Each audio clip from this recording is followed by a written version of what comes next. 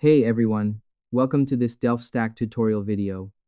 In today's Delph tutorial video, we'll learn about how to fix badly compressed packet in Minecraft. Let's get into it. First, turn off your game completely. Click the exit button on your main game screen, close the game launcher, and make sure the software is fully shut down. Check your desktop task manager to ensure the game is completely asleep and not hiding in the background. You have to shut everything down so your computer frees up its memory and drops the bad connection it was holding on to.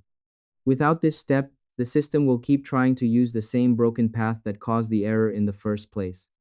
Next, restart your internet box.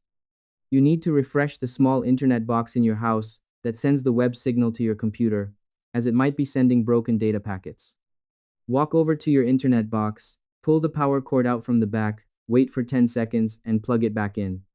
Watch the little lights on the front of the box blink until they all turn solid green again, showing the internet is back. By giving it a quick break, you clear out any stuck messages or bad memory inside the box. It ensures that when your computer connects to the game server again, the internet pathway is completely clean and fast. Next, lower your game view distance. Now you need to change a setting inside the game menu that controls how much of the block world your computer tries to load at one time.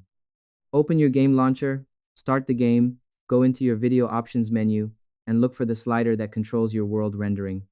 Grab the slider bar with your mouse and drag the number down to a lower setting, like 8 or 10 blocks away. By lowering this setting, you make the messages much smaller and easier for your internet to handle. And that's it. I hope this helped you out, and I see you in the next one.